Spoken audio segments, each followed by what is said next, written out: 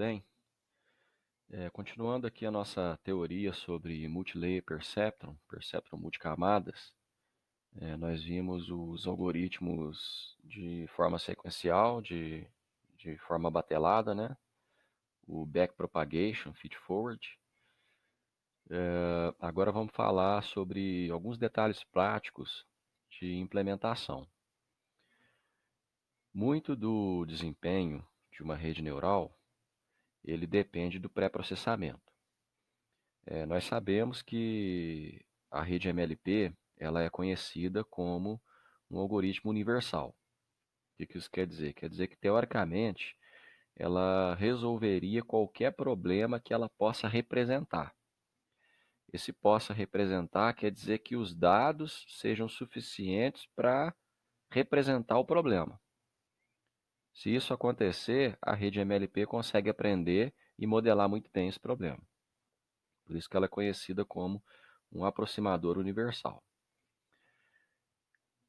Pois bem, por outro lado, o desempenho dela é bem dependente do pré-processamento que você realiza, tá? O que vem mudando esse paradigma são as redes profundas, que têm esse diferencial de dispensar esse pré-processamento. Só que para implementações em tempo real, o pré-processamento ainda é muito útil porque você consegue reduzir dimensão, consegue minerar melhor os dados e preparar melhor os dados para a rede neural aprender. E, consequentemente, você, no final, gera um modelo neural muito mais simples. Tá?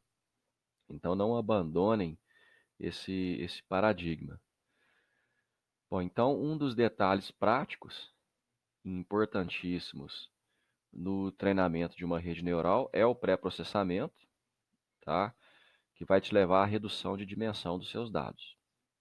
Seria o Feature Selection, você escolher os melhores parâmetros, pode usar PCA, ICA, discriminante linear de Fisher, e correlação, várias outras maneiras de fazer isso, análise de relevância e etc.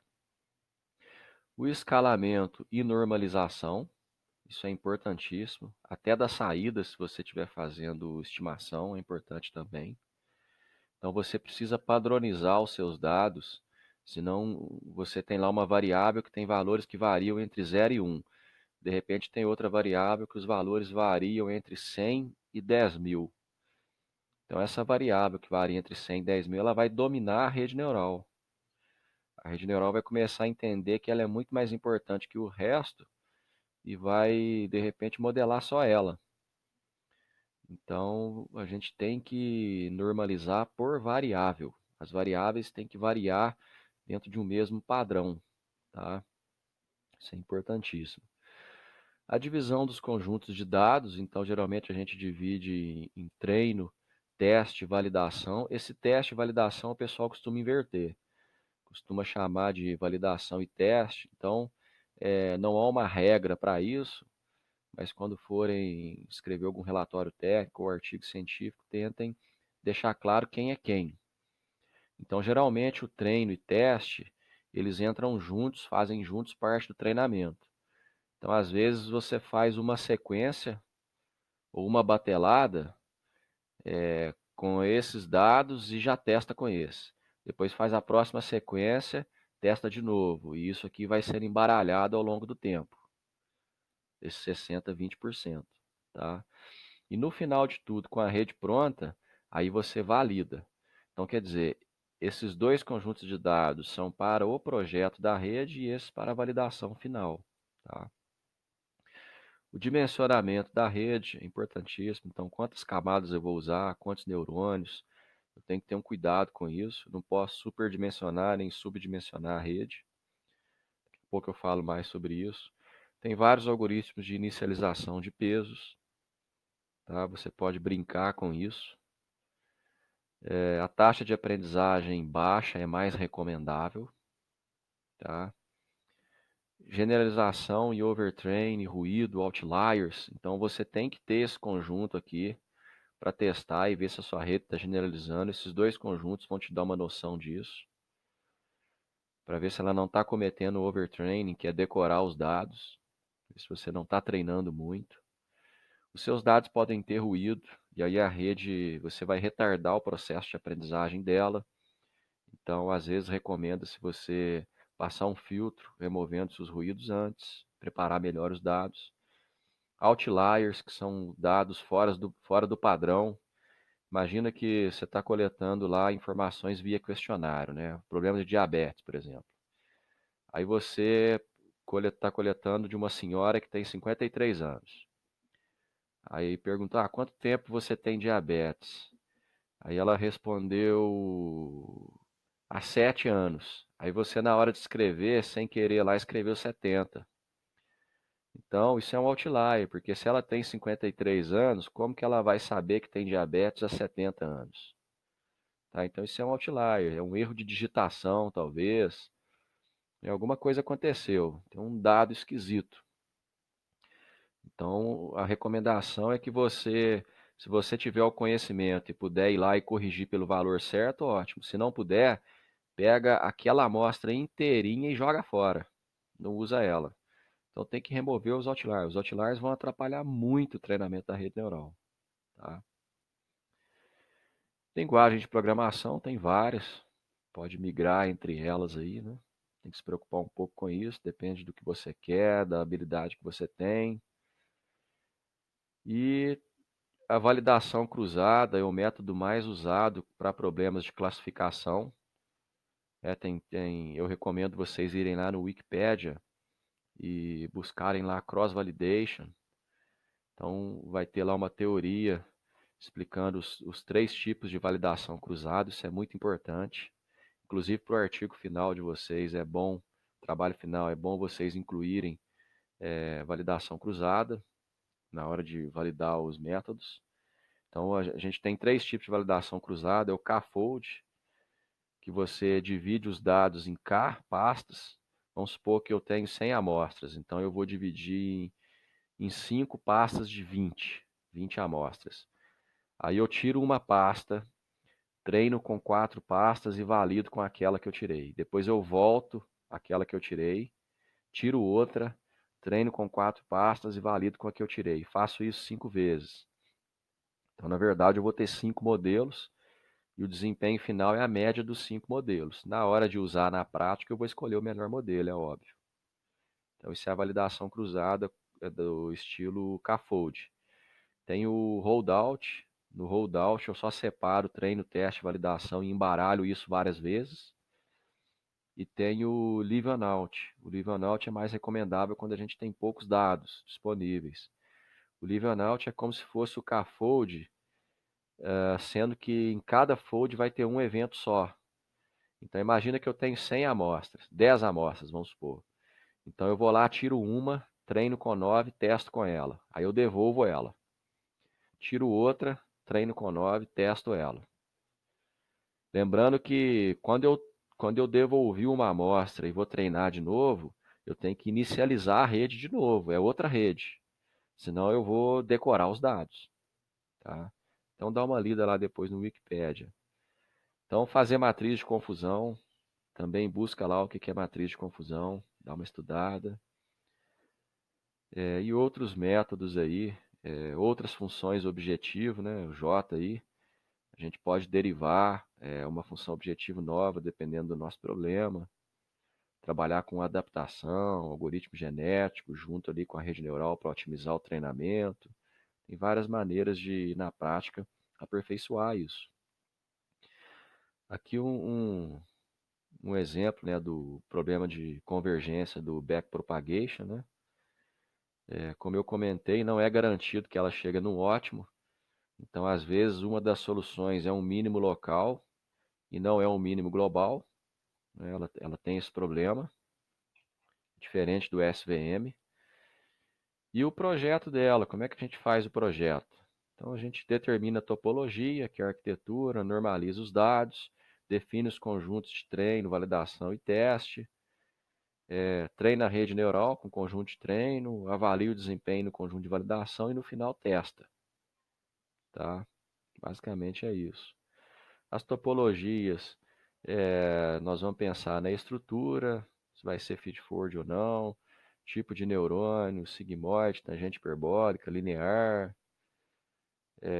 função de custo a ser otimizada, erro médio quadrático, algoritmo de minimização de erro, tem vários, tem o Resilient Backpropagation, que é o RProp, tem o Liebenberg-Margot, tem o Scarlett Conjugated Gradient, tem o TrainBR, que é o Bayesiano, é o Liebenberg-Margot Bayesiano, enfim, né, tem vários algoritmos de treinamento disponíveis aí. Eu sugiro testar alguns e ver aquele que se adapta melhor ao seu problema. A capacidade de mapeamento. Né? Nós aprendemos que a camada intermediária da rede neural é quem faz o mapeamento de um espaço não linearmente separável para um espaço linearmente separável. Então a pergunta é: eu vou usar uma camada ou mais camadas intermediárias? Tem que fazer o teste, tá? Tentativa e erro ali. Quantos neurônios na camada intermediária? Eu vou testar também. Tem que tomar cuidado com isso aqui e tem que tomar cuidado com isso aqui, porque eu posso subdimensionar ou superdimensionar a rede neural. Se eu subdimensionar, fizer uma rede com poucas camadas e poucos neurônios, ela não vai conseguir representar, então ela não aprende. Lembrando que o neurônio é a memória da rede neural. Então, quantos mais pesos, quantos mais neurônios existirem, mais pesos vão ter. E os pesos são quem armazenam as informações, é quem aprende, na verdade. E eu posso também superdimensionar a rede neural. Quando eu superdimensiono, ela vai ter um treinamento lento, vai ser demorado, uma operação lenta também. Ela não vai generalizar bem e ela tem tendência a overtraining, que é decorar os dados. Então tem que tomar cuidado com isso. E definir também o tipo de neurônio. Tá? Aqui no caso do overtraining, tem um método muito interessante de você garantir que não vai fazer isso. A gente chama de early stopping, que é a parada antecipada. É muito comum, o pessoal sempre faz, eu uso muito. Que é o quê? Durante o treinamento, você tem lá treino, conjunto de treino, teste e validação. Então você vai treinar e projetar com isso aqui. Ó. Então toda hora que você roda uma vez, uma iteração da rede, você vê o desempenho do conjunto de treino e vê o desempenho do conjunto de teste e plota os dois. Aí, à medida que você vai avançando nas iterações da rede, você no final de cada iteração, você testa no conjunto de teste e verifica o desempenho no conjunto de treino. Os dois têm que cair ao longo do treinamento da rede neural. O erro, né? O erro para o acerto do conjunto de teste e do conjunto de treino tem que cair junto. Que aí isso significa que a rede está aprendendo e está generalizando ao mesmo tempo. Vai chegar num momento, aqui por exemplo, o que vai acontecer? A rede não generaliza mais, ó, tá vendo? Ela começa a errar muito o conjunto de teste. E o treino, quanto mais você treina, mais ela vai acertar.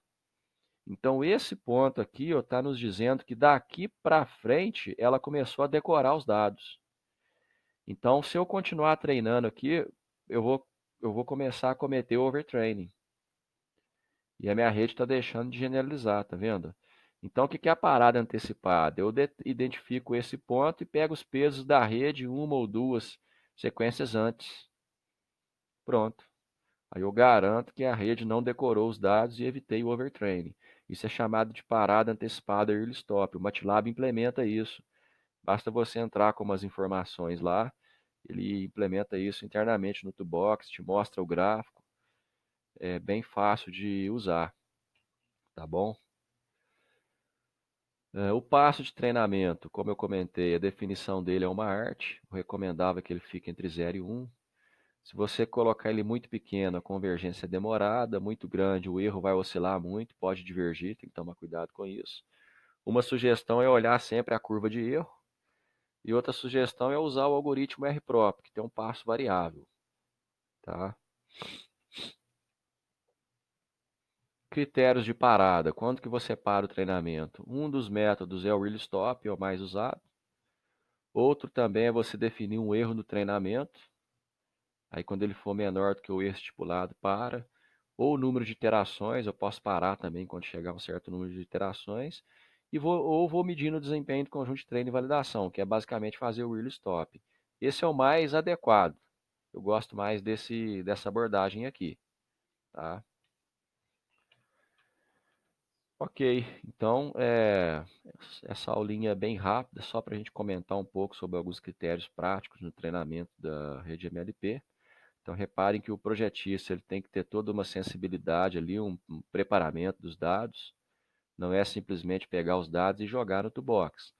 Lembrem que o MATLAB, o Python, o que for, qualquer informação que você der para ele, ele vai te retornar algum resultado. Então tomem cuidado com isso. O resultado que ele está te retornando, seja bom ou ruim, duvidem dele. E verifiquem se o que o toolbox está fazendo ali por trás dos dados é exatamente o que você queria que fizesse. Então tomem cuidado com isso. Fiquem bem e até a próxima. Um abraço.